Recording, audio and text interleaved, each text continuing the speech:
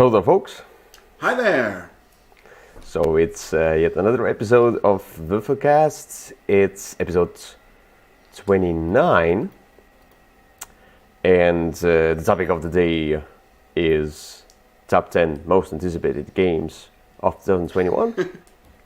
So it's because it's the new year. Happy New Year. That is true. It is. Yeah, it's already 2nd of January, so that means that all the old games, 2020 games, are now forgotten, and we have to talk about 2021 That's releases. pretty much true. Except few that we're going to talk about, and as usual, we're going to do the usual style episode we do with all the topics, and then we end the show with the topic of the day. So you have to wait till we talk about those beautiful, amazing, great, without the pictures, 21 releases. There might be pictures, yeah. Board game covers at least, Well, there's if not probably more. even ratings. Yes. And I think there are ratings in all of mine, so there are always ratings. Oh, this is that designer 1, or 10, Exactly. it's yeah. Anyway, without further ado, let's go to our first topic, which is recent plays. And yeah, so here we're gonna talk about that. We're gonna start with maybe you, Kyle. Okay. Want to do that? Okay. This is going to be the last game I played in 2020. It's a game that I had ordered, but it had taken its time getting here. It looked like the kind of game that I would like, though. The game is called MERV. MERV. Yeah. It's definitely one of the least thematic games I played in the year. Yeah. It basically is a box of rules, and honestly, it doesn't look that great. If you set it all up, it just kind of looks like it's there. But that's the kind of game I sometimes really enjoy, and it did arrive just barely in 2020, and so I had it be my, I guess, not quite ceremonial, but actual last game that I played of the year. It's really quite interesting. It's very simple. You've got 12 turns over the course of the game, and those are tracked by moving. You've got a little person who starts in the top left corner of that kind of center square thing, and you're going to move along to one of the columns, take an action in the column, and if you take an action, and you'll mark it with a building, and if you can take anybody's action, anybody's building, even one that's not your own, but based on the number of matching buildings in that row or column, you're going to get resources. Then you do whatever actions on the building, which could be moving up a track, building more walls, gaining some different kinds of resources in different ways. And then you're going to move around to the other side, and you're going to score after a while. It is basically generic Eurogame mechanisms, but they all work together nicely. It doesn't have anything that's particularly difficult to explain, which is nice. The rules aren't that long, which is nice. It's an easy one to get into. Setup's pretty easy. I liked it. I don't know that it's amazing, but it was pretty good. Yeah. I played it too. That was my last game of the year as well, on the 31st. That's the one I wanted to talk about as well. Oh, sorry. But that's fine. It's good. I'm gonna pick something else. But the thing about this one, I do really like that mechanism of going around. It reminds me, and you're searching for the actions, and you're searching for the of strength of getting something like resources. Here, it reminds me of 5 Tribes. As you remember, when you were searching for the different games, but when you were searching for a particular tile with particular action, and you wanted to get meeples as well, which were kind of like resources. So basically, you can compare that. It's basically the same, but the different mechanics. But it gives me that vibe. And yeah, it's a dry Euro with lots of different ways to manipulate your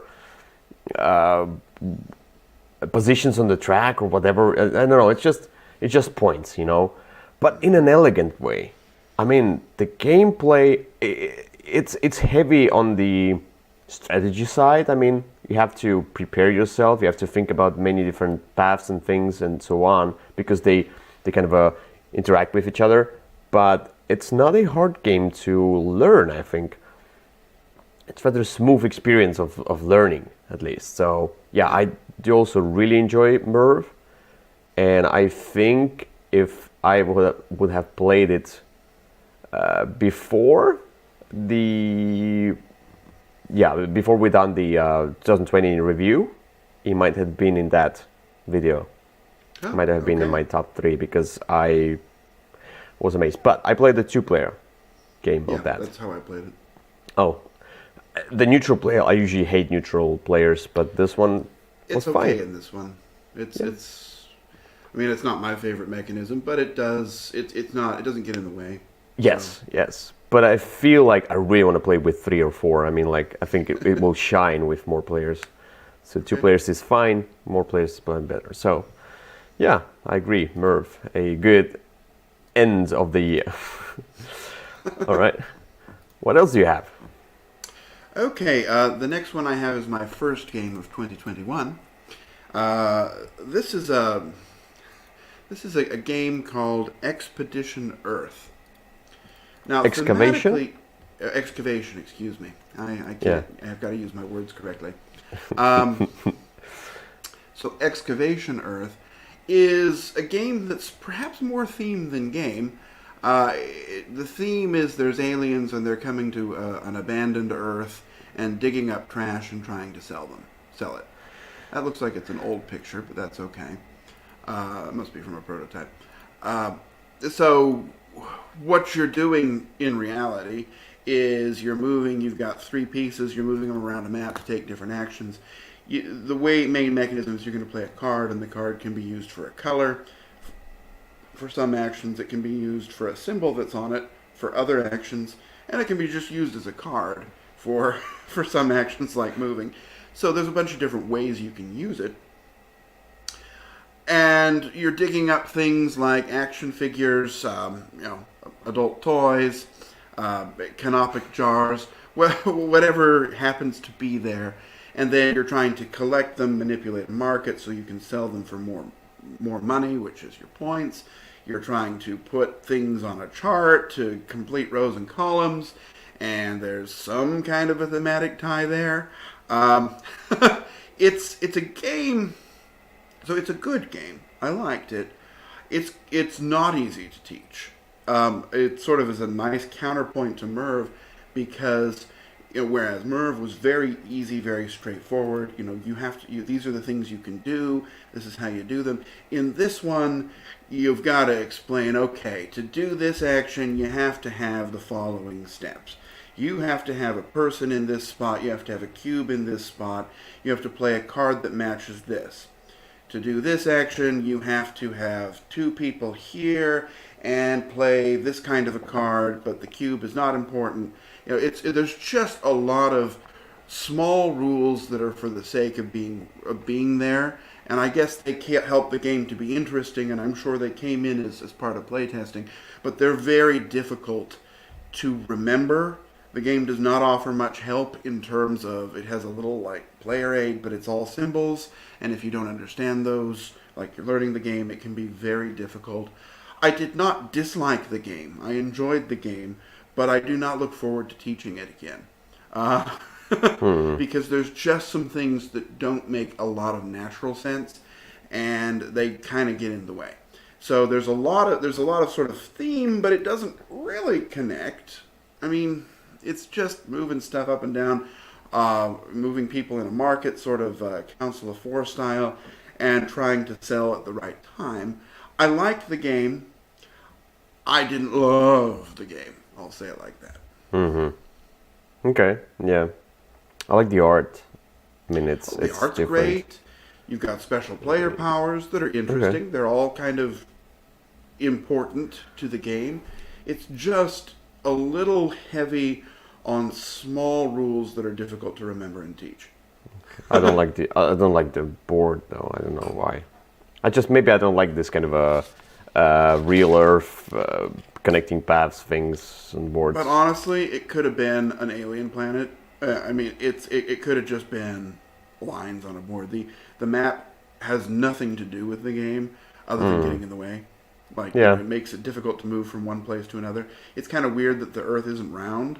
You can't go from the top right corner, which is like Alaska, over to Australia or Japan or something. It's the map just kind of makes it difficult to get to some places. Yeah, I can see that they could have done it in a style of, like, for example, the Clank does one, when you can go out of one side of the board and end up on the other side. Yeah. So, all right. It's just, I don't know. So I don't know that one's a rush out and buy, but if you got it through Kickstarter, you might enjoy it. Okay. Fine. I haven't played that one, so I've seen that cover. That was good, but nothing else. And it has dildos in it. I mean, what other games are those an object you can buy and sell? Kyle, you always see stuff. You always see. This is one that I think if you saw a picture of it, you would. Yeah, I saw your picture. I saw your picture. I wanted to comment on that, but then I realized that I shouldn't. For the sake of good being. All right. I didn't want to be naughty at the beginning of the year, so. Fair enough. Yeah. Anyway, my two plays. First of all, near the end of the year, during Christmas, we played Tapestry again. Okay. And we played, and we played it with this new expansion called Tapestry Plans and Ploys. Mm-hmm.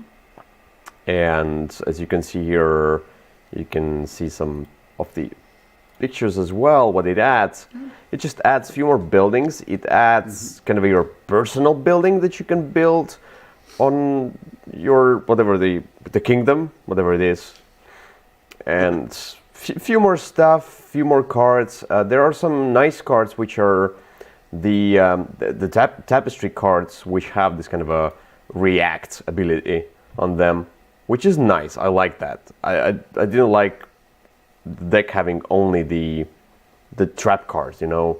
Now you have some stuff where the trap card can be countered by another card, you know, which is cool. I like that, but I mean, the deck is quite big and you play so few cards, so there's a chance that you won't see those cards that much, you know, in the game. I mean, it depends. It depends how many cards you get into your hand, what civilization you play, what strategy you play. But basically, Tapestry itself, as you know, is a civilization game, kinda, sorta. It's something's there, but you're building up. You're building yourself up in the center of the board, like basically trying to grab the different territories in a very abstract way. But the main mechanism is going down those tracks and getting more buildings out, getting more map tiles, getting more science, getting more resources, so you can build more and more and more, and using your tapestry cards and civilization ability to the max. Basically maximizing your turns as much as possible. Sort of like an engine building game, but more like a building, it's not engine building, but building up. Sure. Building up to the new income. I had problems with Tapestry. As I said before, 70% of the game I really like, 30% of the game I truly hate.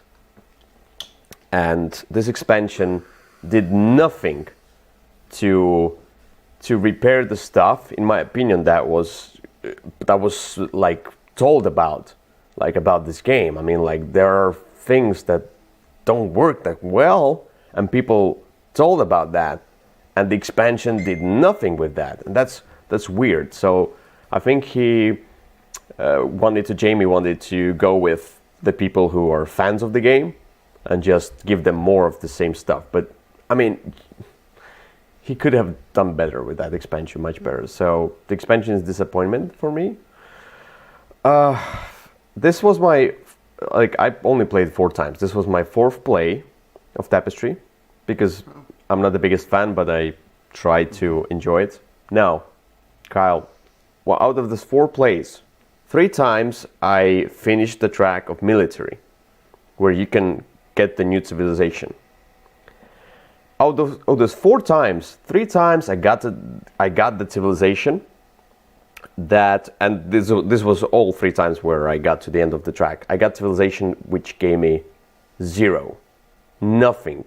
So some of the civilizations, they don't work in the middle of the game or at the end of the game. So I got like 0, 0, 0. So I spent a lot of like resources and everything to grab a new civilization to give me a boost in the end or something, you know, and it was a 0 3 times out of 4 plays. So that's an abysmal, that's such a bad thing. I mean, like, they should have done civilizations which work as like beginning of the game, in the beginning of the game and in the mid game, where you grab them as a second civilization. All the civilizations should work like that, in my opinion. Do less of them, but make them better. Sadly. I quite enjoyed the Tapestry expansion. I thought that it did a good job at sort of mixing in and adding very little. It's one you can just add and not. I mean, I did not find True. that it changed very much about the game, which is kind Nothing. of what you said. But it does give you those starting buildings, which make the game a little easier to teach, because it's always helpful with people to give them some sort of something to work toward. So, you know, that I do like. But other than that and a bunch of new civilizations, it doesn't really change the game. So, like, I think I talked about it before, and I said, you know, if you love Tapestry, you'll love the expansion. If not, it's really not going to change your opinion. Yeah. I bought the expansion because, as I said, my girlfriend really likes this game. It's her favorite game, so that's what we played, why we played it. But yeah, each time I play it, each time I want to like it, I'm thinking maybe I'll go through that, you know, agony of playing that game again and, you know, finally see the beauty of that. But I get hurt each time I play it. So Well, this is one that I like more every time I play it, but there you go. yeah.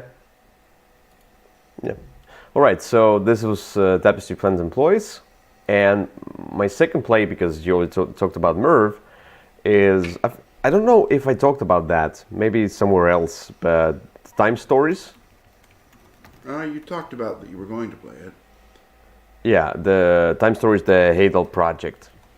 So I finally, Time Stories Revolution, I'm sorry, the new cycle of Time Stories, so it's the blue cycle, whatever it is, or the white, I don't know, whatever.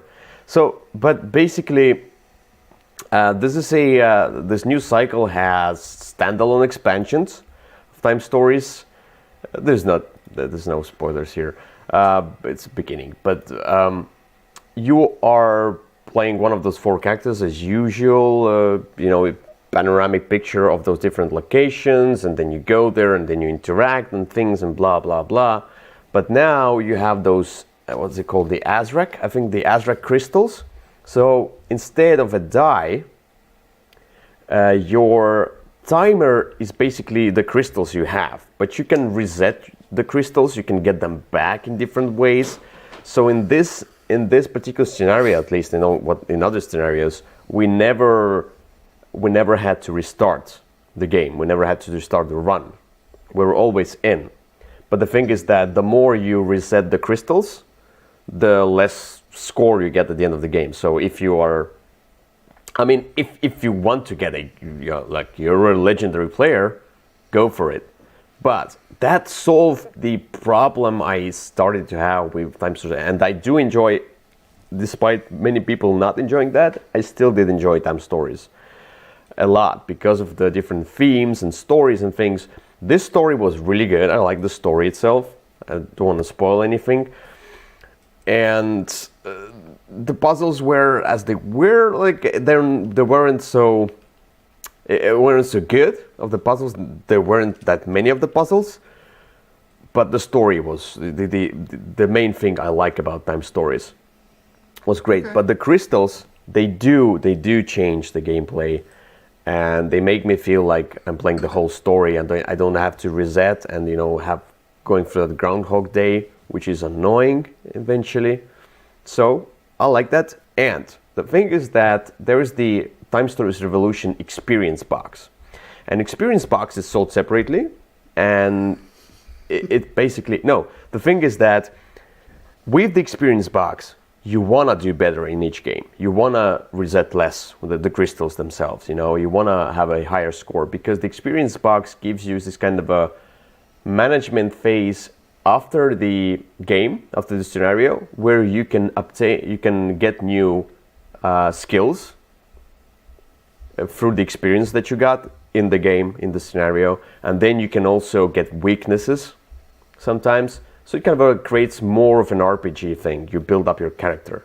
But for that, I mean, it's only the first scenario we played, so we just got a little bit of experience and got one player, one skill. So so it's gonna be a long way. I mean, for that box to be efficient, you need to already have quite a few scenarios, because the scenarios come out like once a year. It's going to be a long time since I feel like this experience box is giving me some good experience. No pun intended, yeah. So, Okay. yeah, Time Stories Evolution, it's better. It's a better game system I now. cannot comment on. Yeah, So, but it's a better system now anyway. Yeah. okay. Well, I will let you continue to enjoy it. Thank you.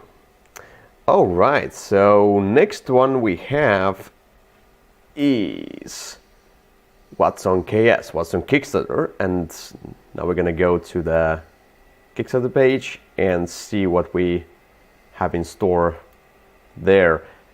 And to be honest, I looked through the There's nothing there. There was nothing there. Yeah, I looked for that. I'm like, what? Should I pick this game about what? No, only like political games or something like that, or just nothing really amazing going on. But Yeah. Kyle, tell me, what have you picked so far? So I had the very similar problem, and the only thing I can talk about is not even on Kickstarter. It's on the company's own page, which is ISS Vanguard on GameFound. Oh yeah, now let's go to GameFound. Okay. This is a rare situation where I don't have any ongoing Kickstarters, but I am, of course, signed up for this one. This is Awaken Realms. It's their new idea is to use their own platform for their fundraising. Yep. Other than that, it's just like Kickstarter. I mean, it's the page doesn't really feel all that different. But your pledge manager and your Kickstarter are going to be in there. This is a game they've been talking about for a little while. They sent some promo materials as part of what came for their last game, Etherfields, and it looks like sort of their typical game, but on a spaceship. And so it's a new theme. It's probably going to have too many rules, and it's probably going to have way too many components and pieces. But people who like Awaken Realms stuff will probably really like this one. I happen to fall into that category. And although I don't know much about the game yet, it does look interesting, and they have a good. This is a company that I'm always excited to see what they're doing. So, it's a very easy decision for me to jump into this. I've liked much of what they have done in the past. So, it's a space game. That's Yeah. not, I mean, they already have a space game, but this is not Nemesis. This is something else. Yeah. So I started playing that, and to be honest, I would really like to try this game. I mean, like, if somebody would like just teach me the game, sure. If I come to US at some point, maybe you can teach me the game.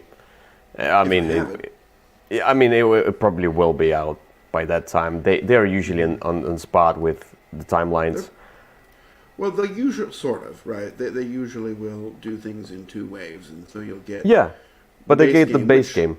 Yeah. which has a lot in it. I mean, and I kind of like that because then by the time, like, I finished Tainted Grail a year ago, and my new Tainted Grail box should show up pretty soon, and so I'll be ready to experience that rather than Yeah. getting it all at once. I like So that. It yeah, was same with the Nemesis. But yeah, that's why after Nemesis, I realized that and I do love Nemesis, you know that. I realized that I don't want to have more of such games which have a ton of rules. It's really hard to get to the table. You need to play through a few times in order to remember at least few of the rules and still go through the rule book each time you teach that. And it's just too much. I mean, like they went this kind of a cool me or not kind of a way, but I think they have more immersive games that like Cool Mini was more about, Command was more about like miniatures and adding more and more and more things, plastic and so on, like Rising Sun. It's not a complex game. But with these games, it seems that they are a lot more complex, but a lot more immersive and thematic. So that's cool. I would definitely try that out if I can. I will never buy such games anymore, and just okay.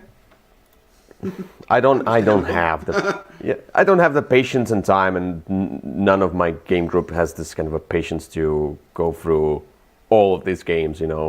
If I have Nemesis, I'm fine with Nemesis, and I'm probably gonna at some point buy that new Nemesis Aftermath or whatever. No, not the Aftermath, Lockdown. Yeah.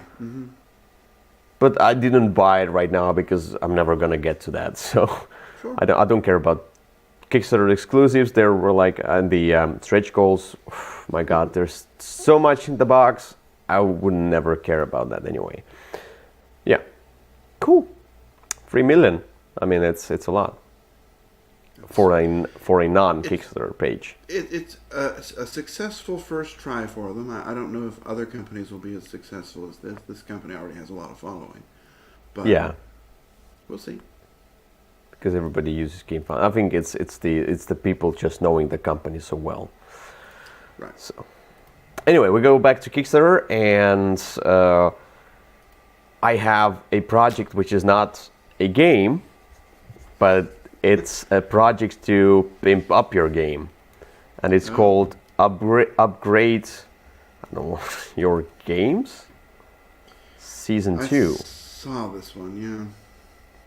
So this one, though it seems a lot like upgrading like RPGs and stuff, it has really cool pieces. I like that.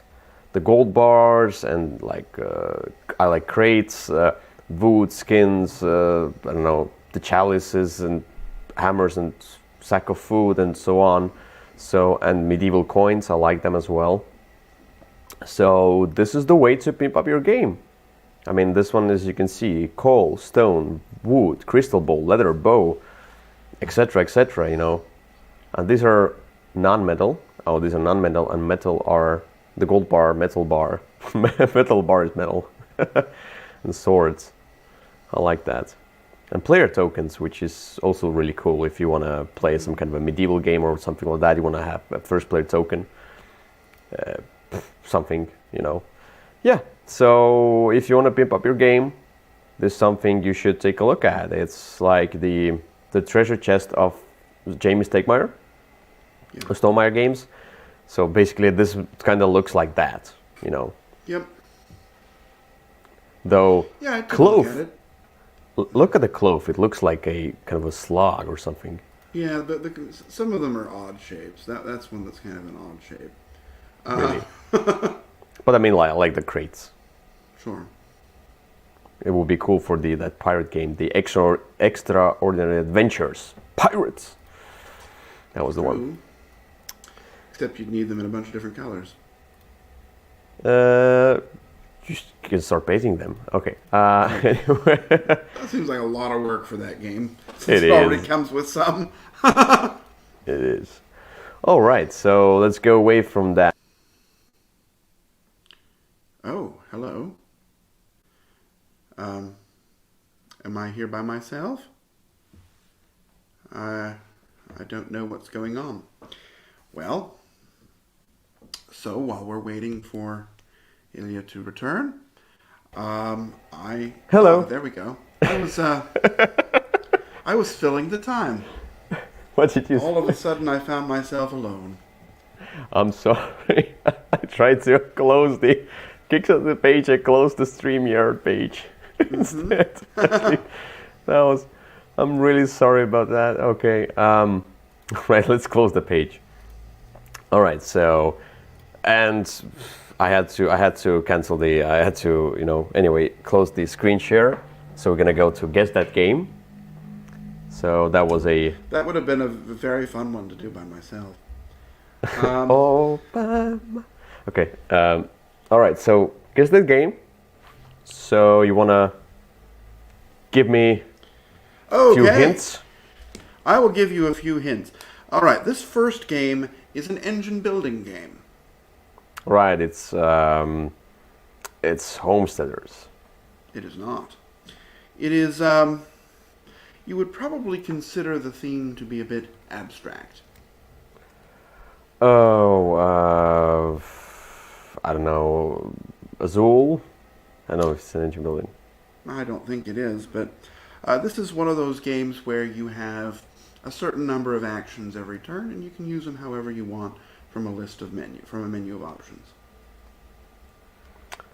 You can. I don't know. I know Tikal is like that, but it's not an engine building. I've not played that game in forever.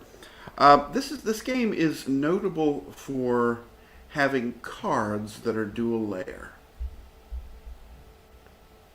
Dual layer cards. Yes. Wow. Probably I don't know that game then because I don't know any game with dual layer cards. Okay. What? Well, the last clue, if you happen to know it, this will give it to you. The game has what we would typically refer to as Tetris pieces. Tetris pieces. Yeah. I don't know. Isle of Cats. Well, no. The game is Project L. Oh, okay. I saw that, but I never played that. So. Oh, well, it's impossible to find, which is probably why you've never played it. Okay. But it is one that is like ridiculously difficult to find. But I happen to have one, and I've played it a lot lately to some great success. So there you go. Cool. Nice. All right. So my first game is a pick up and deliver game. Is it Merchants of Venus? No, it's not. Okay. Never. But in this game, there's a lot of mist. Missed. Yeah.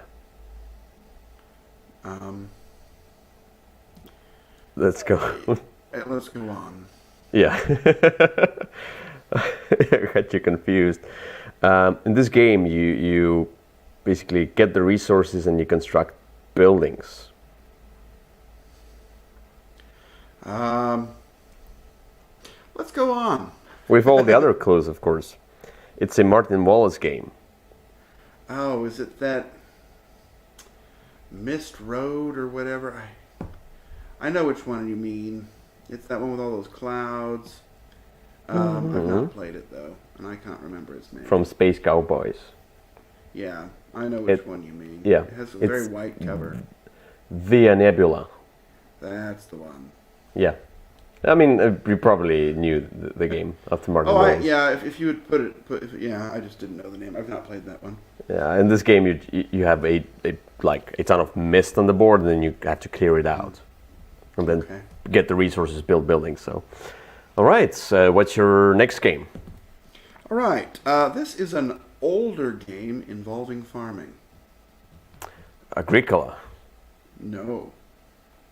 This game is, however, part of a series of games. Caverna. Okay. In this game, you are fulfilling contracts. Oh, the viticulture? No, it's not the series of games. No. In this game, you are trying to keep your regular customers happy while satisfying the needs of casual customers. Oh, maybe I think I have never played that game. Probably, but I don't know. Fields of Arle? No. Um, in this game, your main goal is to pay to win. You have to pay money to advance on a track, and doing so becomes very expensive the more times you do it per turn. I probably do not know that game. Oh, okay. Well, um, Who's the this, designer? that was not one of the clues, but the designer is Uwe Rosenberg. You said it's an older farming Yeah, game. it is.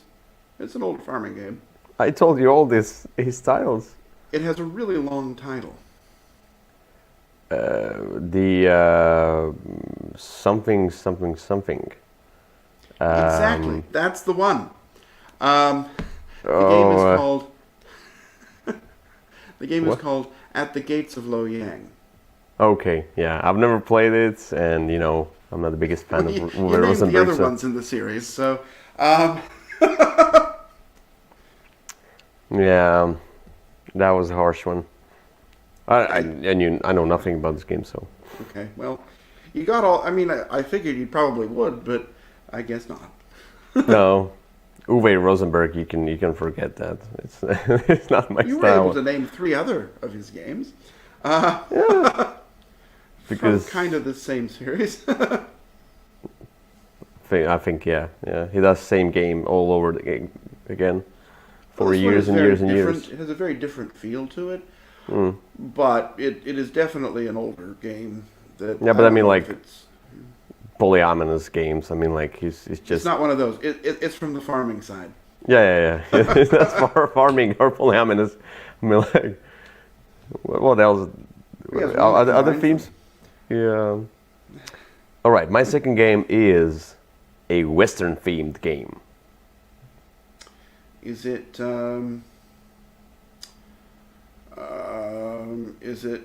Western Legends? No. In this game, you collect golden nuggets. Saloon Tycoon. No.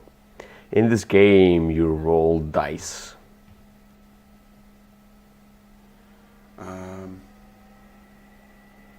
That's a bunch of clues. Right? Deadwood 1878. No. I'll give you another clue. Poker. Every Western game. No. That's all you Rolling do with that. dice and poker. Is it Dice Town? Yes. Yep. That's the one. Okay. Yeah. Basically, you roll poker hands and then you use them to get the several actions on the board, and you collect nuggets and lands and things. So, all right. So that was Guess That Game, a truly uninspiring because we knew nothing about the game, so we tried to guess.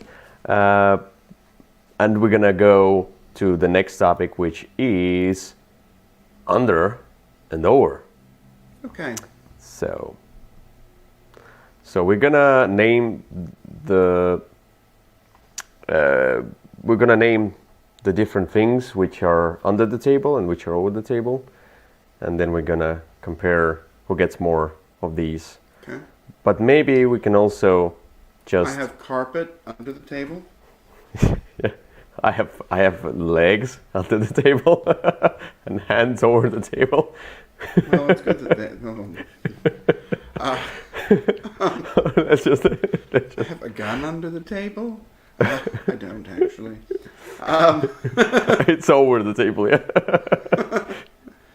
Anyway, let's share the screen again, and I'm not gonna go away now. It's Are you fine. sure? Yeah. Because I did a great job at filling the dead air time there. What did you do? I was hello. You should go back and watch the video, then you'll see. It was pretty amazing stuff. Were you surprised by me just disappearing? Well, I was because I was just not sure where you were, and I was figuring out whether to move on or not without you. So Without okay. So yeah, this topic is about underrated games and overrated games. And Kyle, well, why don't you start and give us two of your picks? Okay, so my underrated pick is a game that I enjoy, and I just don't. That's sort of what underrated for me is a game that I just don't think anyone's talking about. And this game is called Codex. I've talked about it a few times. It is by a company that makes its games very expensive, and that's probably why it's a little bit on the lower side. But it's a very interesting game. It sort of has that Mage Wars feel where you've got your spell book and you can select your cards that you want to use, and you've always got them available to you. It's got some interesting management as you're trying to manage the amount of money you get every turn. Interesting card play. It's got that sort of take somebody's life down, attack their base type of a thing. It's got I think 6 different colors, and each color has a different theme, and in each one you've got 3 champions, but you're only able to access a couple of different things. Like there's the 3 aspects in each of the colors, and you really have to pick one that you're going to specialize in, and then you can't really use the others. So it's just got a whole lot there. It's a very difficult game to pick up and play because there's a lot of rules overhead that you have to get into, and it's a difficult game to find because I think the publisher sells it directly, and other than that, good luck. But I really like it. It's one that whenever I do get it out, if I find somebody who already knows how to play it, it's a great one to play. I really enjoy it, and I think it's a little overlooked and underrated. Okay, yeah, I'm gonna play that one. That's not the game I would play. So I don't know if it's for you. You might enjoy it, but it's not. But I mean, I think it's $100 buy-in, so yeah, it's not for everybody. it's like a CCG and those types of games which I just don't enjoy. Yeah, except it's not. It has the feel of those types of games, except it's one box and that's all there's ever going to be. So there's there's only 2 C. There's only 1 C in it's a CG, not a CCG. Right? There's nothing to collect or trade. It's just figuring out what to do. And honestly, once you start playing it, you sort of think, okay, I'm glad this is complete. This isn't the kind of game I'd want to make a lifestyle of hunting things down for. Okay, so what's your overrated game then? My overrated game. Now, remember, as I always say, overrated does not mean it's a game I don't like. I just think it might be a little higher rated than it actually deserves to be. This is a game I actually quite enjoy, but the game is Terraforming Mars. And I think it's a great game, but in terms of how it looks, it's not that great. In terms of the component quality, not that great. In terms of just the rules, they're not that well written. It's a game that some people still play, but again, I've seen it not played as much lately as it used to be, and so I think it might be a little higher rated. I think it'll probably settle down to, maybe top 100 level, but probably in the middle rather than the top 5 where it currently is. Yeah, I think with Terraforming Mars, and I'm also not like the biggest fan of the game. I enjoy the game for what it is. The production is abysmal for me, so that's why I just couldn't keep it. The card play and everything like that, it's just for such a kind of a, as you look at it as like a strategic game, the card play is a little bit too tactical for that. I mean, like it's there's no balance between tactics and strategy in my opinion. But there are a lot of expansions which probably make the game much better. That's why it has a lot of fans. So because it has a lot of expansions to optimize the game for different groups of players, and you can just choose whatever you want, more of that game. But I feel like also because it came out in 2016, I feel like there are now games that do such things better, or are starting to. They're starting to. Those games that to come out that do such things better. I mean, like it was at that time. It probably was a really great design, but I can see totally that it's not such a great design today. There are now better games. Yeah. But for many, it will be a classic. For me, it's not a classic at all. Like I say, I enjoy it. I just think it's a little on the overrated side.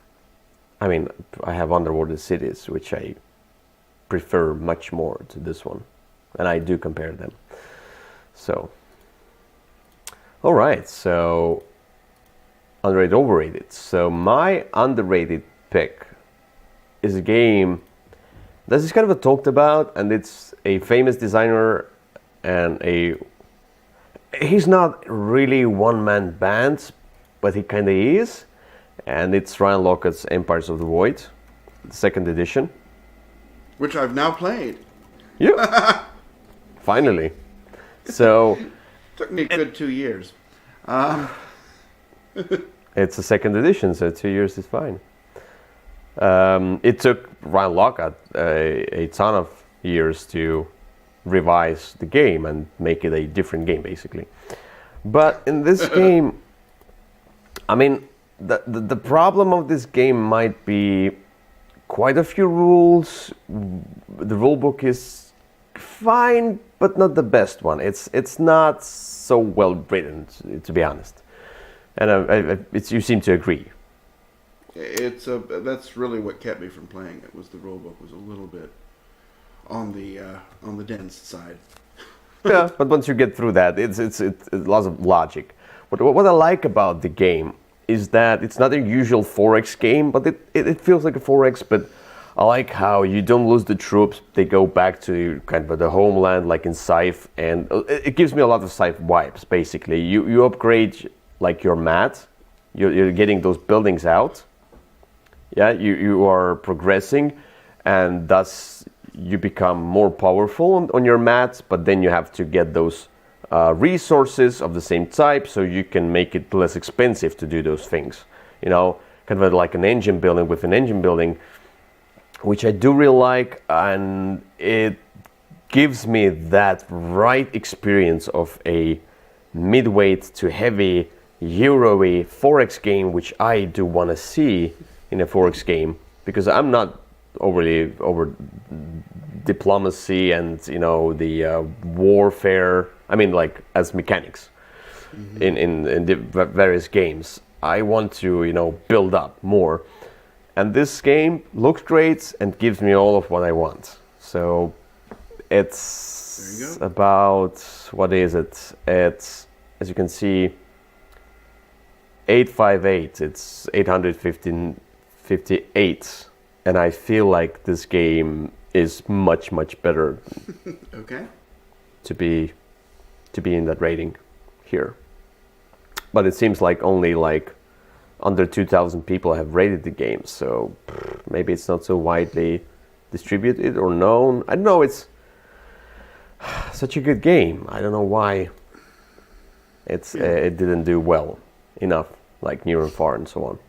Well, it's probably because it's expensive and difficult to learn. I mean, it's one of those ones that I think you have to be with somebody who already knows how to play it. And I think that might be a part of it, right? It's not something I would buy somebody as a gift. Yeah. Yeah, I can teach you. Anyway, I already know now, but that's good. Anyway, and my overrated pick is a game that I really wanted to like, and I played it a long time ago, a few years ago, on the Dice Tower Cruise, by the way. I think it was my first Dice Tower Cruise, and it was so bad of experience because of that game. No, I'm kidding. But the game wasn't good. And like, we played it with another person who was also like, we played his copy, and I had my copy as well, like with me. And he was like, nope, not a good game. And I was like, okay, I have my sealed copy. I'm gonna sell that.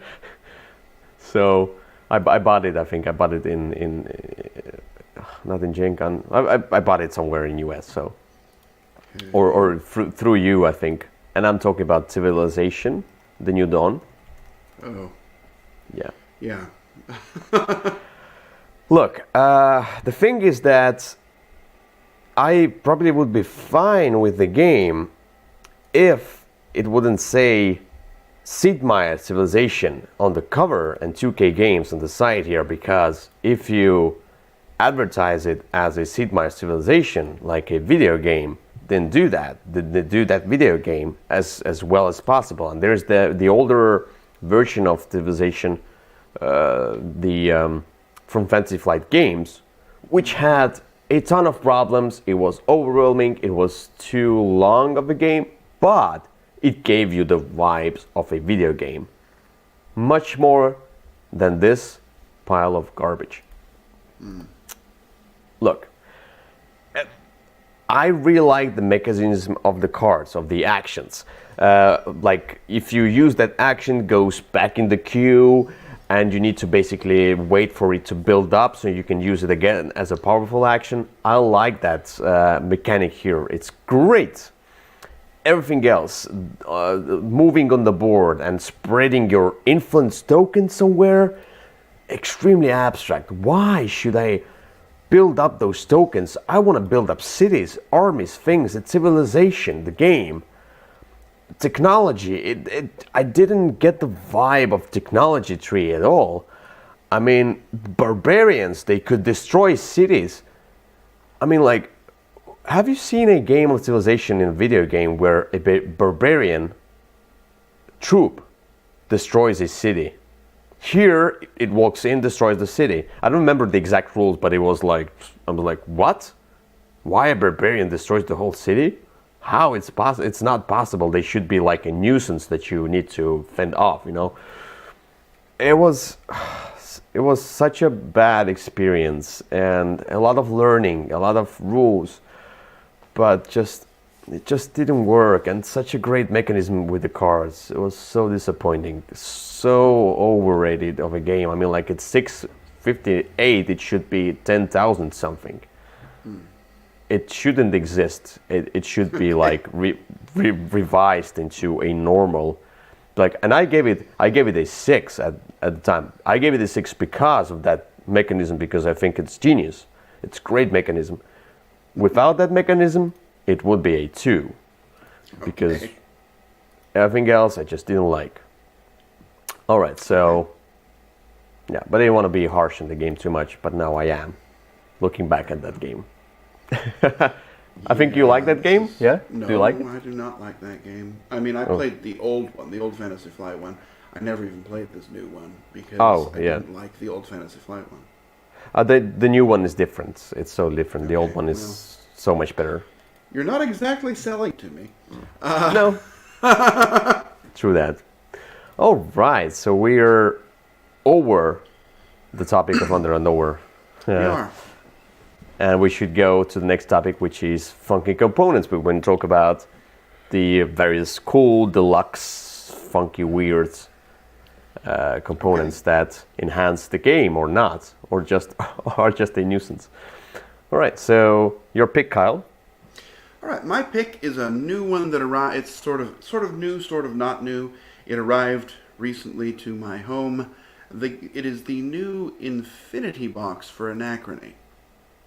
Okay. So this is a big box version with nice plastic trays to hold everything, and an instruction book of where to put everything, which I discovered after about half an hour of trying to figure it out myself. So probably could have checked the box a little better first. But it comes with nice metal component upgrades for, remember those little cubes that you had in the base game? They're now nice. They're individually shaped to sort of match the pictures of those components. Like there's one with a little bunch of little dots on it, different lines. I don't know. They're very nice, heavy metal components. You've got sort of those mechs, which already were a component upgrade that was more or less necessary. Yeah, there you go. So and it has this new resource, which I haven't played it yet because it just arrived. But you see in the very back of that picture, in that back tray, Yeah. there's those little lantern-looking things. Energy, and of course. They're cardboard chits in the base in the box, but they come with these nice little, 3D lantern-looking things. It's a good game that I enjoy. I'm looking forward to trying it again with some of the new rules and new components. But the components itself are quite nice. Yeah, I do enjoy Anachrony a lot, you know that, and this seems to be a great solution for that. I mean, like, it has this kind of a holding tray for in-game holding, not only like you can. It's a very well thought out tray.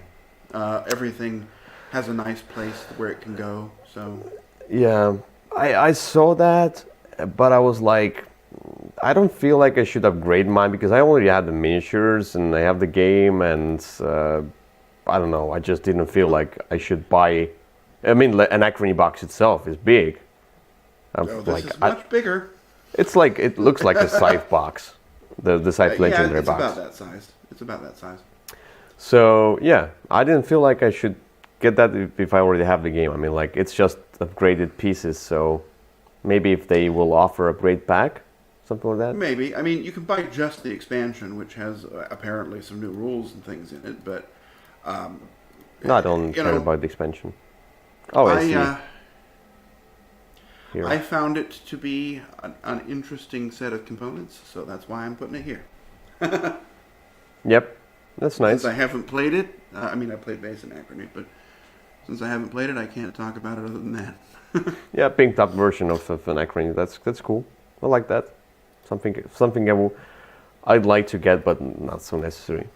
Anyway, my pick for a funky component is from a game where I would say the funky component during the Essenspiel, I don't know if it was in Jenka as well, but during the Essenspiel, there was a guy who was a sleepy guy in a sleeping hat, and the pajamas, was walking around Essen halls and just randomly sleeping on the floor and on different, like just, being sleepy. It was their advertising, like a marketing niche. And they even had the bed at the booth where he could sleep as well. So, and I'm talking about When I Dream. Okay. That was just that game. Sleepy hat. Yeah. But it doesn't come with the sleepy hat, it comes with the blindfold. But the thing is that I want to highlight both the. I had the previous version of the game. Before the repos has redone that, I had the Draw Lab version of the game. I think it was Draw Lab. And I really liked the game, but eventually just didn't work for my group, but still a good game. And what I liked about the new version, I really like the bed. I mean, it's a funky component. It's just a deck of cards. It's just holding that deck, nothing else. But it just looks so cool. It's just kind of a. It feels it needs to be there, because the game is about dreaming and the blindfold. I don't know any other game with the blindfold. Maybe there are some children games and anything like that. I don't know. Yeah, there are. Okay, but it's still a funky, unusual component to have, a blindfold in a game. So these two components, but this really cool 3D resin or plastic I think, bed. I really like. And I think they have updated the art, maybe not. Yes, I had at one point both versions, and the new one has different art. At least I think I remember it having some different. It has more cards at any rate. Yeah, but a simple party game where you have some kind of a trader and like two basically, or three teams, and then some want you to lose, some want you to win, blah blah blah. And then you try to guess certain words, certain dreams. So, right? That's When I Dream and the bed and the blindfold. Okay. And it's finally time to go to the topic of the day, which is the top 10 most anticipated games of 2021. And as I talked about that, I created the banner for that. Good. Anyway, this topic is for me really hard to make. I think there's so many games, and some games have only a few bits of information. Some games have a lot of information. Some games have pictures. Some games have not. And I stayed. I think I did. I stayed away from the games which did not have any pictures, because just the description doesn't give me anything. I mean, like, I want to see. I'll like, if the cover catches me, if the cover is great, then I'm interested. So yeah, it was hard for me to. It is hard for me to anticipate the game if there's no pictures of the game. Well, that's true. You know, it's often. I mean, these lists are hard to make because it's just guessing anyway. Yeah. I also sometimes excluded. You get really excited about something and it then ends up being a disappointment. Yeah, but yeah. I also excluded Kickstarters because I'm awaiting them. I kind of pre-ordered them. I like myself. I felt like I'm not anticipating like a new release.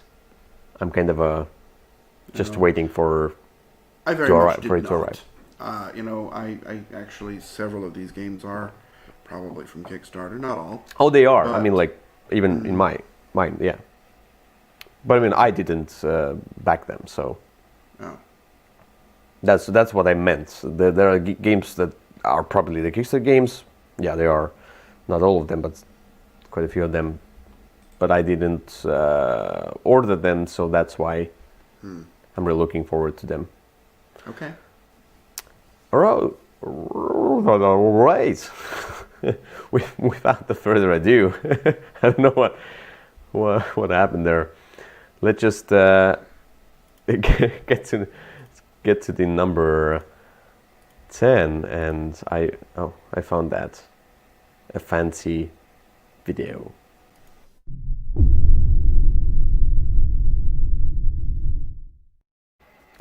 All right, Kyle, your number 10. All right, my number 10 is very much a Kickstarter game. And it's the one that I'm not sure if it will end up really coming out in 2021. That's why it's number 10. It's also a game that is based on a game that I've played many times and enjoyed, and it's a game people have heard of.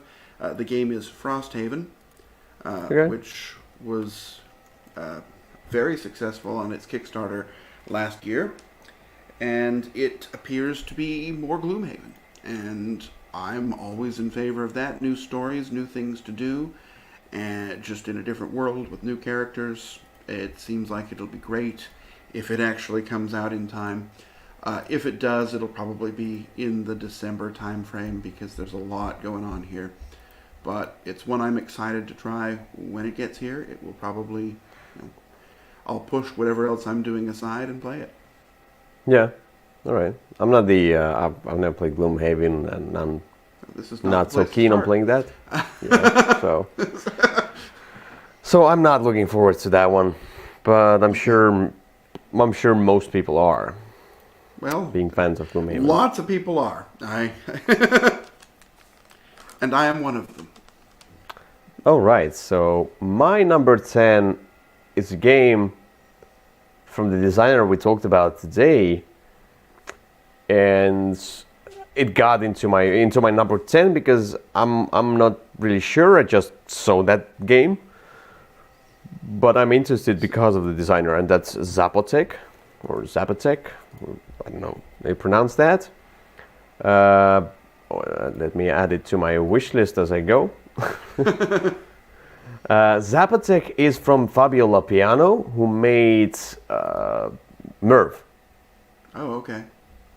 And because I was really keen on, Merv has a really cool mechanisms and design overally, and it was from Asper Games. This one is from Board and Dice, and I felt like, ooh, I like that, and I do like the ancient theme.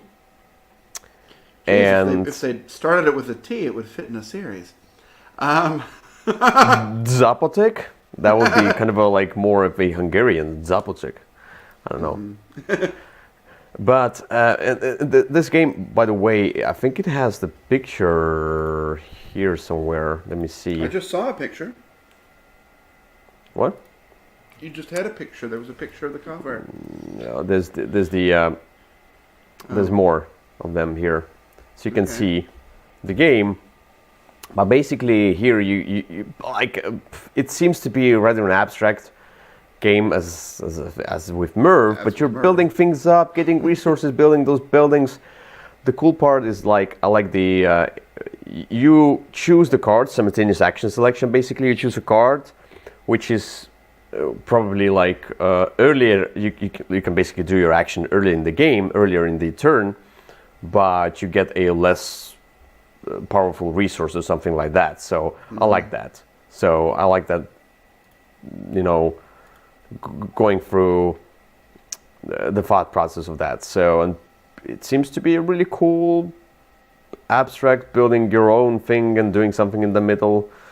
I don't know. It's Fabiola Piano, and after trying Merv, I'm really keen on trying other stuff, but it's only number 10 because it's not my usual style of a game. All right. Let's then go to number 9. Number 9.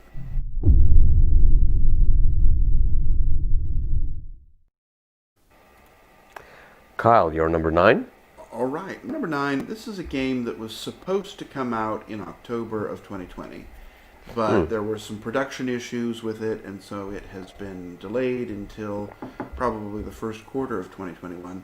There's a couple of companies that I give a pass to. You know, like I'll try just about anything they do, and this is one of them. The game is called Maglev Metro.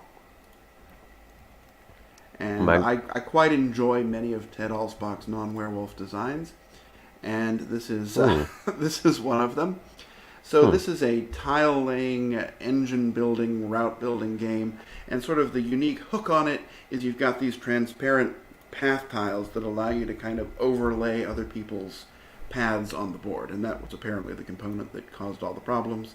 So, but it just looks like an interesting sort of one of those route building connection games, but with the added hook that you can build over other people's stuff. And look, I like many of his other things, not everything, but I'm very excited to try this one. I have not yet ordered it, but I probably will as soon as I know it's coming soon. Yeah, I wasn't the biggest fan of Suburbia, but it was a nice game. And see, I was, although I agree it's not the prettiest game, and I like Castles as well. Castles I really liked, so that's why. Yeah, it sounds cool. It sounds different. I mean, like, nice. I think I skipped that one, probably because let me add it to wishlist as well. I mean, like, I probably skipped it because at first glance, when you look from the distance at this cover, that cover does not do it any favors. Yeah, but I mean, like, this kind of a tunnel thing is cool. If that would be the whole cover, that would be really cool. But this, they went with the, I don't know, is it done in a Photoshop, like just highlighting the backlit, you know, the what are they called, the name of the game. So I don't. The title. Title, thank you. Okay. I can't find words for that. It made me speechless. Well, the cover does not do it any good, right? It doesn't tell you anything about the game. But when you sort of scratch that, but because of the designer and the company, it made me look to the next picture, and then I figured out a little bit more about it and got more interested. All right, Maglev Metro. It almost looks like it's that. What was that Alexander Pfister one about Blackout Hong Kong? The cover almost reminded me of that. Yeah, which is bad. Yeah.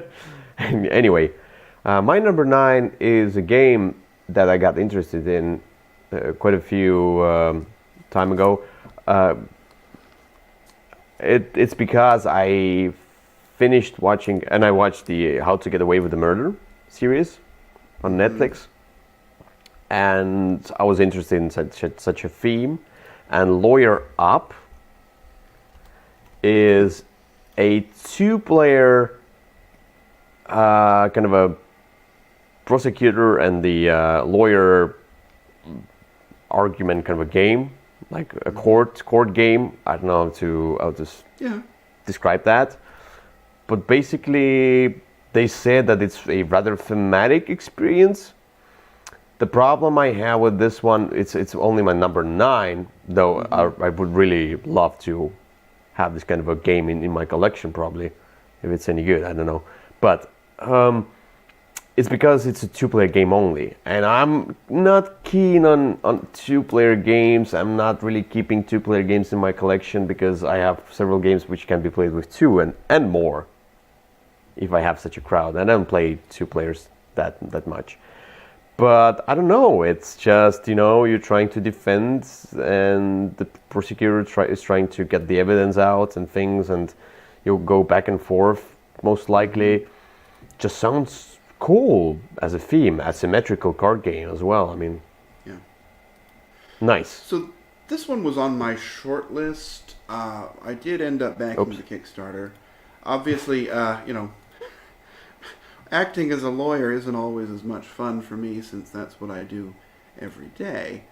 But it's more like a murder type. But this is more sort of the television lawyer trope type of a game, not actual legal practice. So this is going to be a well actually game for me. As it probably won't be fun to play with me, but I do like asymmetrical card games, and I think it will fit into a lot of people's collections, including mine. And so I'm excited for it, but it was not on my top 10. Yeah. All right. But anyway, Lawyer Up. A cool 2-player game, seems to be, at least. So let's go to number 8.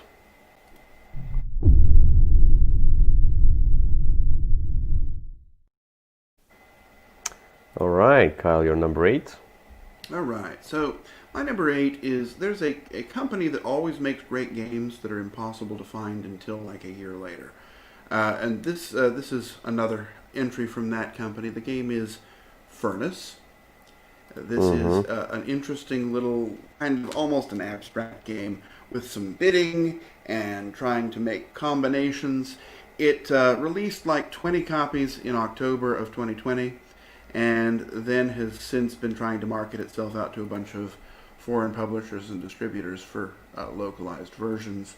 It probably won't come out, for whatever reason, until October of this year in English, but I'm excited about it. I've liked many of their other things. This is the same designer, I believe, of Smartphone Inc. Yeah. The art style is okay. I don't know that does a whole lot for me. It looks like it's pretty short, pretty fast, and very interesting. It's got an interesting mechanism of how you bid for things. You've got these little tokens that you're moving in those little slots, as you can see in that picture there. I don't know. I've heard a lot of talk about it. It looks very interesting to me. I will probably really enjoy it, and I'm excited for it eventually to come out in November or October of this year. Yeah, the thing about this, it was picked up by Arcane Wonders, and the English copies were the exclusive prototype copies for reviewers. So yes, it's only out. October. Yeah, it's only out in Russian. So there's, to be honest, no English copies, like production copies, the retail copies. It just was for the reviewer. That's how they got theirs. So, but yeah, Furnace.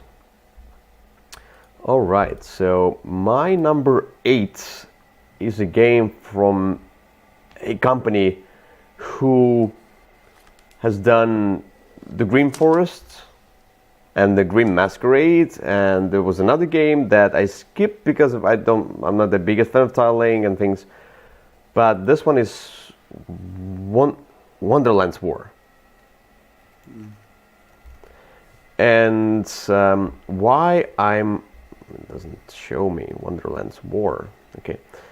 Why I'm interested in this game, and I'm not the biggest fan of area control games, but I really like the style of this company, the Druid City and Skybound games, and I like how they approach the themes, etc. And here you have a tea party preparing for the war, and then you have the war rounds where you basically like fight each other, all those characters from Alice from Wonderlands, and then you are going back to the tea party to plot new things. Sounds weird, sounds cool, sounds different, and it looks great, as all of the Druid City games. And I did enjoy the games so far, like as I said, the Grim Forest, and then the Grim Masquerade, a smaller game. And it's only my number 8, but because I'm not the biggest fan of area control, but if it's done right, it might be a great game for me.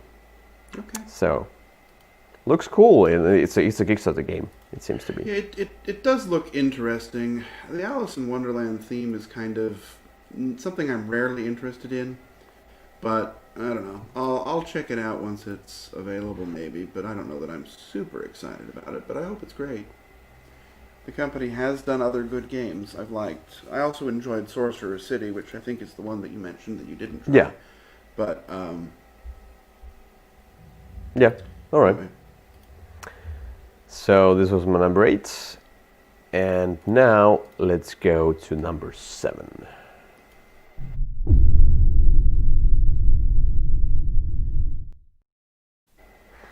So, Kyle, you're number 7? All right, my number 7 is, I believe, a solo-only game. It is sort of the next iteration of a game that I already enjoy. Mm-hmm. The game is called Final Girl. And Final what? Final Girl. Oh, okay. That's weird. Oh. It is she looks very happy. It's a Yes. horror movie game. And Ooh. I think the game comes with a few different movies that you can play through, sort of full of horror movie tropes. I don't watch a lot of horror movies, but I've watched enough to know some of the tropes at least.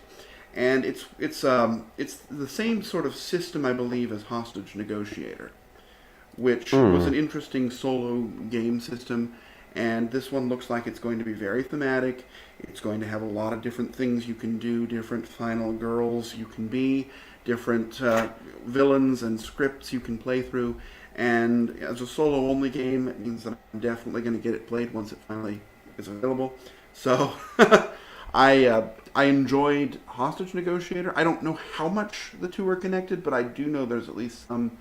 I know it's the same publisher, but there's some sort of a thematic or a mechanical connection between the two. So, very excited about Final Girl. Yeah, it says, but with some key differences that changed up, including a game board to track locations and character movements. Yeah. Okay. Yeah, I mean, so like I said, some connection, but not the same. So. Okay. Cool. It's not on my list because it's a solitaire game, but the theme of...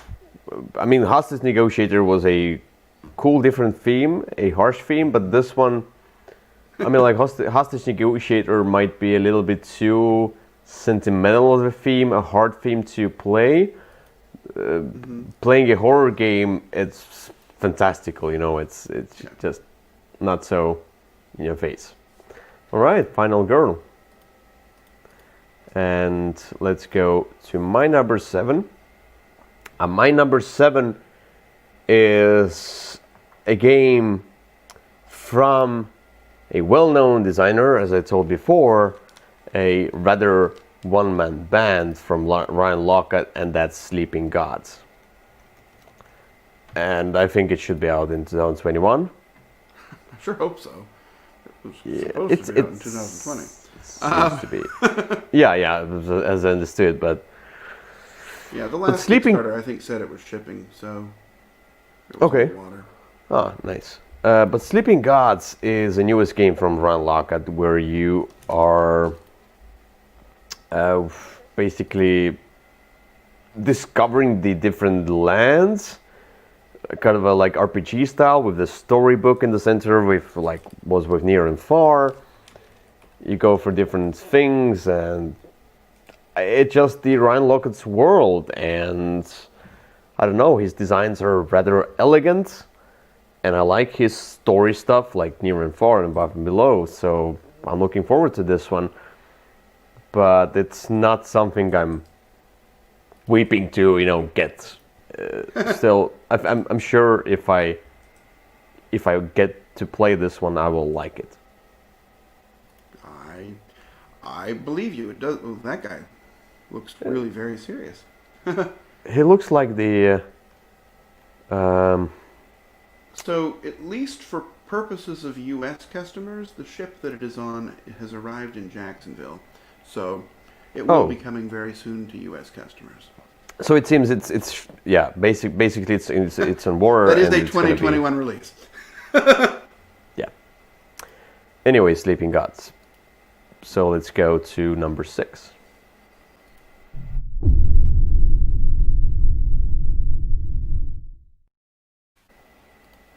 All right, so Kyle, what's your number 6? My number 6 is a game with 4 letters in its title, which makes you think of one of 2 companies. So this is the next in the series that Root and Vast come from, and the game is called Oath. And it is going to be another one of those very asymmetrical games. It's got the same designer, I believe, and artist as Root, which was a winning combination for me. It's going to be, instead of animals in a forest, it's an ancient land with different warring factions. Sort of the same kind of style of game as Root, which is the game it's going to be most compared to, obviously. And it's just something I've liked most of the games. In fact, I've liked all of the games this company's come out with. Although that's not saying much because I think there are only 3. But I really like Root, and I think that's the one it's most closely related to. So I'm very, very excited for Oath to come out. Okay. Yeah, I've played Root because of the different rules and things. So difficult to learn it. Well, it's very difficult to teach. As well. And someday when we do our list of the top 10 game mechanisms that are difficult to teach, one particular one from Root is going to be on that list. All right. Yeah. Okay. So my number that's 6. That's Oath, yeah. My number 6 is a game from the well-known publisher we talked about. This publisher today. And this one, I feel like this is one of those games that I would still buy from them because it seems to be a Euro game with thematic ties. And I'm talking about The Great Wall. Oh. Yeah, The Great Wall is from Awakened Realms. And I'm not sure if it will be on Kickstarter or is it like the retail release? It was on Kickstarter a year and a half ago, I think, or maybe early in 2020. Oh, I see. Okay. Yeah, maybe I skip that. I don't know. I don't back Kickstarters anymore. But yeah, neither do I. Sure. But anyway, you're building up this Great Wall of China and defending against the raids of Mongols. And this one says it's an engine building worker placement game. So it's not your usual Awakened Realms. Right. Put the theme and miniatures in and then just experience the thing and tons of rules. It says asymmetric worker soldier placement game. So I don't know, it just sounds cool. I like the theme. The production is going to be great. I'm sure of that. And it's a thematic Euro game from Awakened Realms. I'm it in. Definitely is not their normal wheelhouse, but I'm excited about it too. It was also on my shorter list. Yeah.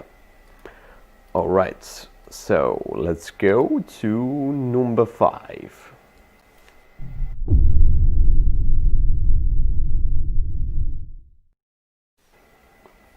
All right, Kyle, what's your number 5? All right, my number 5 is one of the 2 games on this list that I've already played in an iteration, a prototype or something. This prototype was pretty final. I played it at Gen Con, well, obviously not in 2020, but in 2019. This game is from Cool Mini or Not, and it is Bloodborne. So Bloodborne is, I actually, when I signed up for the game, it was part of a period in my life, which might be ongoing, where I just sign up for Kickstarters indiscriminately. Uh, but then I attended CMON Con here in Atlanta, and they had the designers talking about it, and it really started to sound very interesting. And so then I bought the video game and played it. I had never done that, and I found it really interesting, and that made my interest sort of higher and higher. Having played it once, it's a very, it's a cooperative game. It's designed to be very difficult. You're playing through stories that make a campaign, and it's going to put you in the various scenarios that this video game does. You'll fight the same bad guys you'd fight in the video game. You'll have similar experiences. But it's not, it has a campaign you'll play through, but it's not the kind where you're destroying things. You can restart it at any time and play it with different objectives and different characters. Mm-hmm. So, very excited about it. I enjoyed the one play I had, and I'm looking forward to it finally coming out in 2021. Okay. All right. So, my number 5 is a game that I thought I would not be anticipating, but after reading about the theme, about the mechanics, I was like, okay, that sounds cool. That's The Adventures in Neverland. And I'm interested in this theme because Peter Pan as a theme, it's not so well used in board games. There are some games, but to have kind of the adventure game about that, and having the stories and things, and being a story game as it is, there's no such game. At least I don't know if there is. So I'm looking forward to this one because of the theme. I want to have more story games, and I want to have cool story games. Yeah. And if they're based on novels of already existing great stories. Or plays in this case. Plays, yeah. It's gonna be, yeah. It might be a good one because it's not, the story's not made from the scratch, which a story can be bad. But this one I know. I'm interested. I'm interested to try this one. The Neverland theme doesn't do a whole lot for me. I don't find it that captivating, but I'm still interested in trying it, and so we'll see. Yeah, I wouldn't think about this theme. It's not like, whoa, I love this theme, but because it's in a board game, that's where kind of excites me. All right, that's Adventures in Neverland. Let's go to number 4.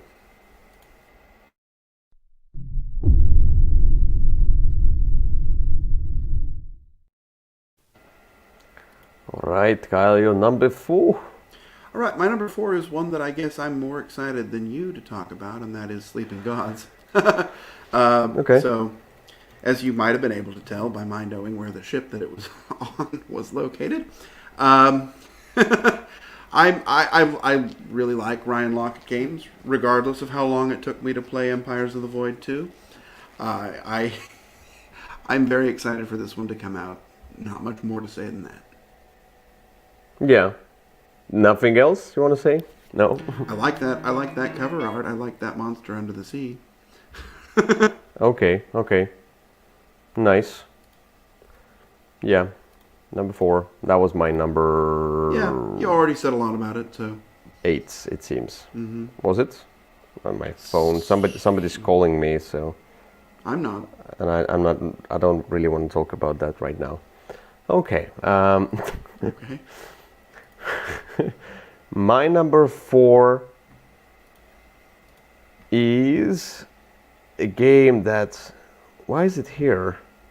Oh yes, I remember what it is. Because you put it on your list? Yes, but I remember nothing about the game. No, it's because of the publisher, and it seems they do publish great games, and that's Frozen Frontier from the Cosmodrome games. Okay. They made the Aquatica, Smartphone Inc., etc. Mm-hmm. So There's not much about that, but it's like the Earth is dying, and you go to the distant planets and excavate and things, and it's kind of a building up, city building, doing economics, and settling yourself. I don't know.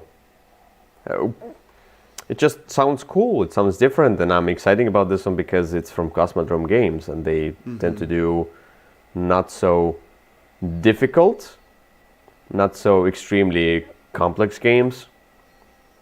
Yeah. But yeah. Great. That's Frozen Frontier. I don't know much about this game. This is the anticipated list. Yeah. This is the anticipated list, so I'm not sure about these games. All right. Let's go now to number 3.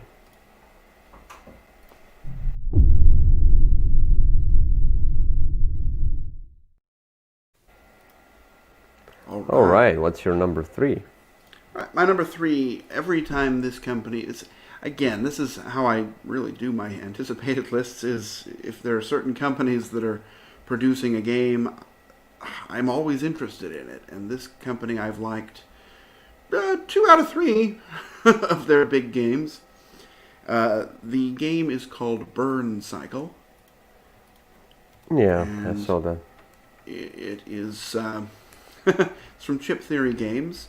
They seem to be moving a little away from as many chips in this game as sometimes they've done in the past.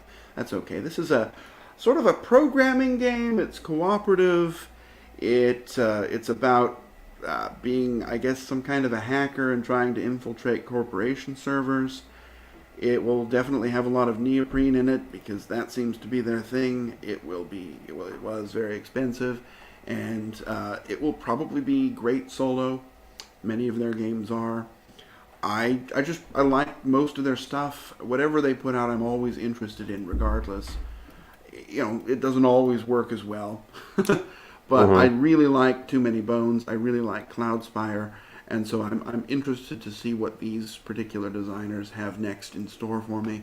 And that's why this one, Burn Cycle, is my number 3. Okay, yeah, I saw that one, but as I'm not interested in Chip Theory games, so that one went. Yeah, they're usually expensive, difficult to get, and full of lots and lots of rules. So that that's not everyone's cup of tea. Or coffee. Okay. Anyway, my number 3 is a game. Did you talk about that already? I don't know.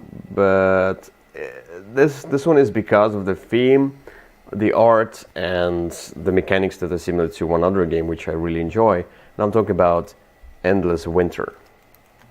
I did not talk about this one. Okay. You will. You talked about it before, though, when it was on Kickstarter. Oh, yes, sure. But the Endless Winter is a worker placement deck building game, but yet again in a different manner than the Dune Imperium or Lost Ruins of Arnak. I don't know much about the game, but I did enjoy this combination of mechanics, and I'm sure I'm going to enjoy it in this one as well. Whoa, that's nice. Anyway, That's nice. In this game, I don't know, you build your tribe or something. I'm not sure the theme is going to get through that well, but it looks like you're exploring, building up, building your deck, doing all the stuff. Dual layered boards, looks great. I'm in. That's it. Endless Winter. That was fast. It was. Anyway. Because you've never played it, so you don't have much to say. Yep. Let's go then to number 2.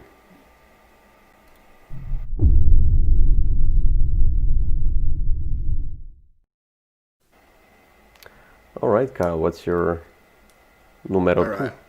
So I have to tell you, my number 2 and number 1 keep flip-flopping. It's almost a dead heat between them, but I'll keep them in the order I wrote them down.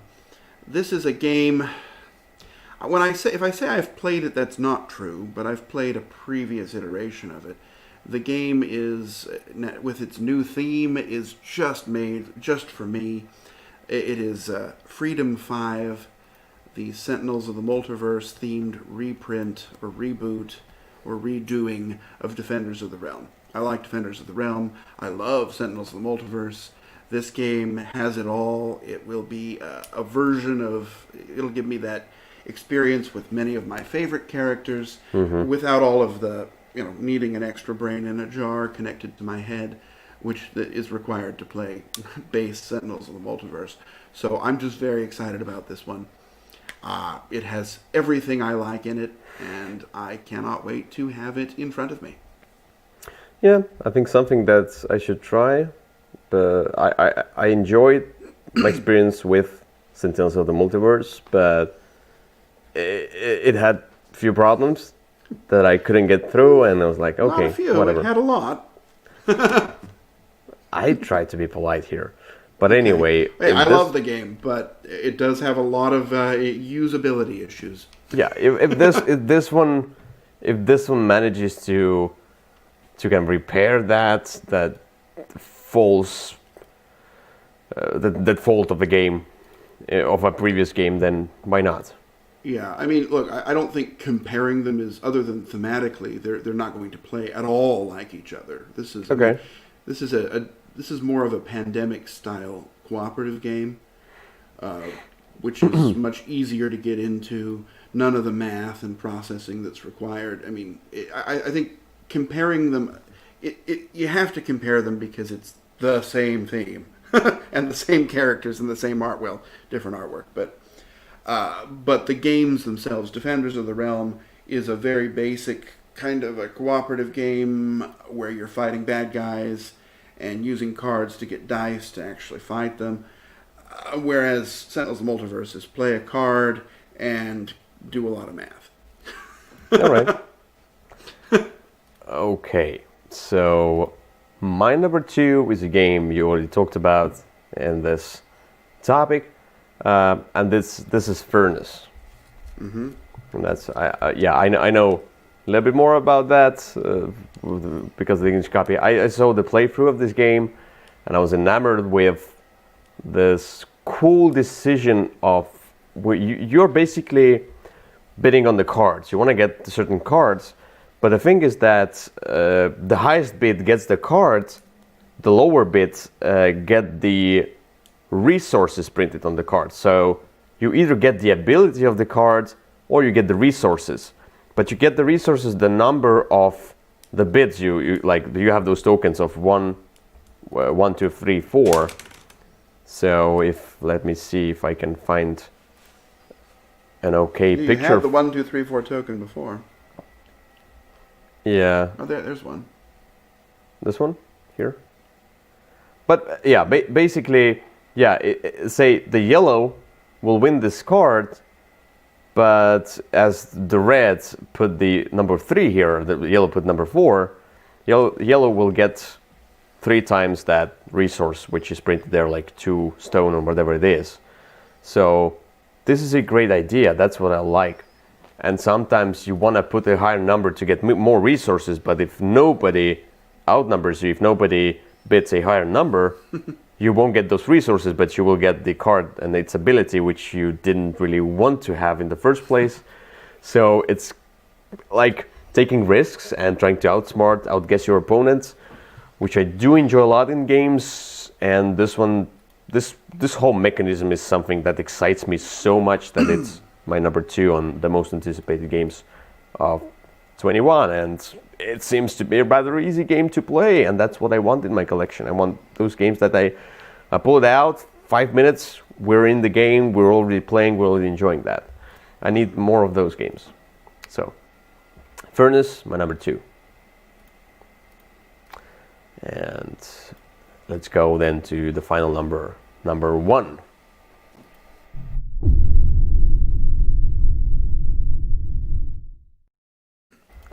Right, Kyle. Okay. What's your number 1? So my number 1 is the other of the games on the list that I've actually played. I played it at Dice Tower West. The designer was there and had a game set up, and I joined in, even though it was an 8-player game. And I shuddered at the thought of that, but it still worked. The game is one of the finest deck building games that there is.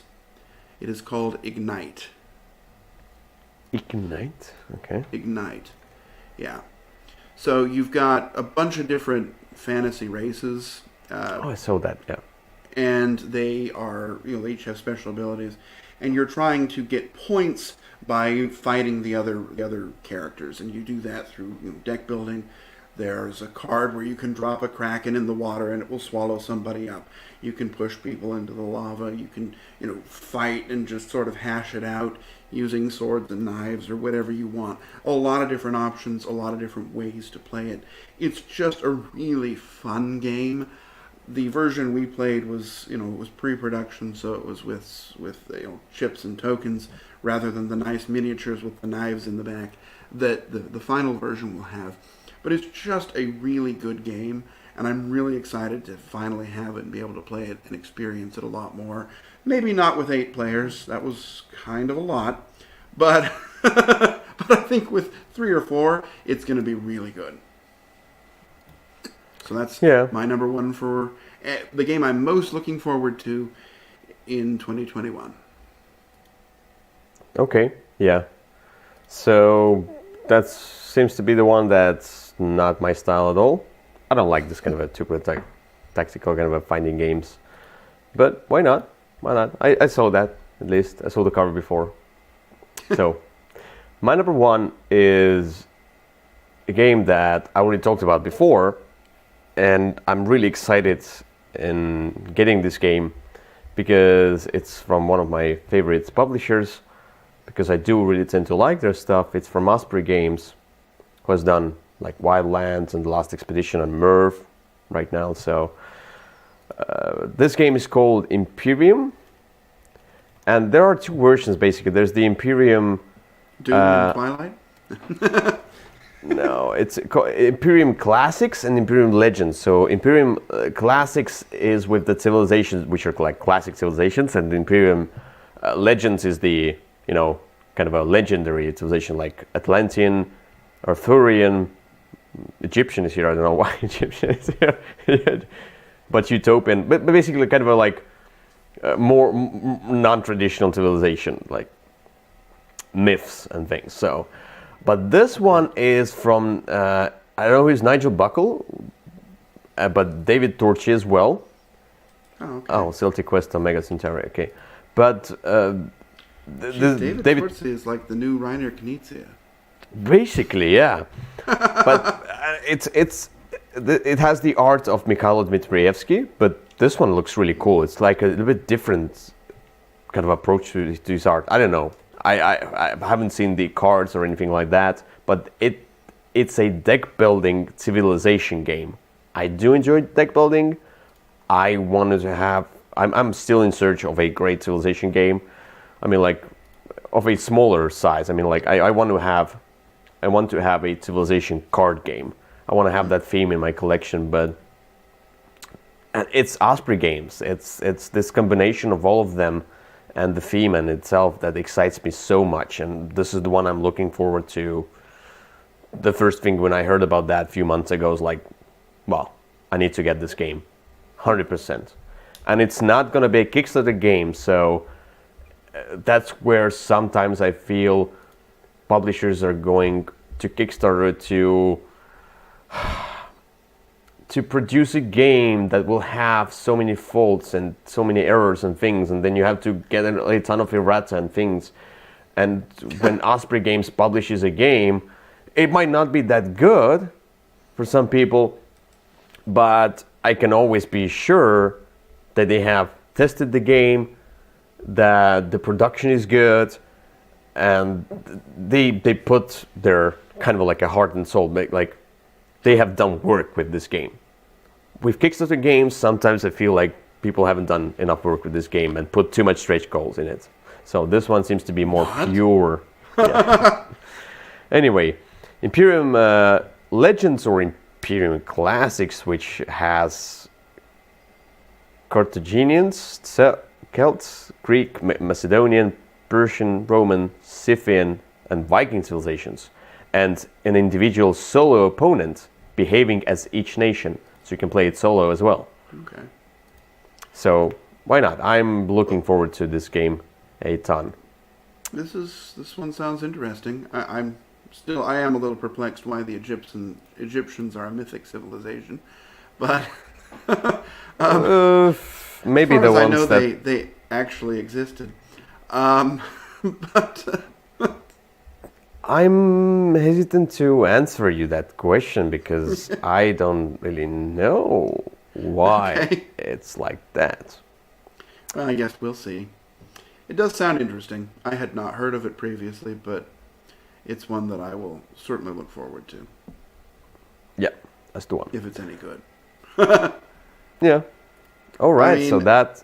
Oh. Yeah. So that's the whole episode of Würfel Cast, episode 29. That was topic of the day, which was top 10 most anticipated games of 2021. And there are so many more games that might excite me down the road to 2021. Mm-hmm. So I don't know what will happen, what games will be announced further into this year.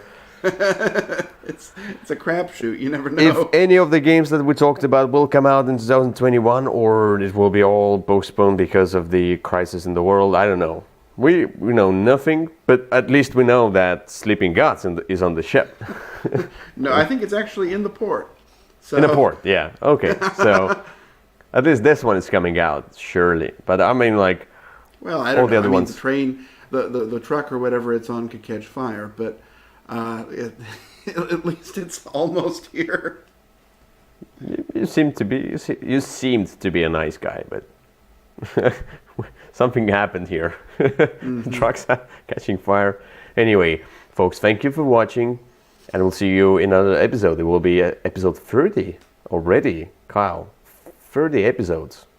That's already Not something. very many. But it's already something. I mean, if That's we do it like once a month, then at least right now we try to do it twice a month. Twice a month. Mhm. Each other week, every other week. So we will try to keep that pace. Good. Sounds like a good idea. Except if something emergent happens, then we will postpone it to another week or another day. So we can do that as well. Very well. All right.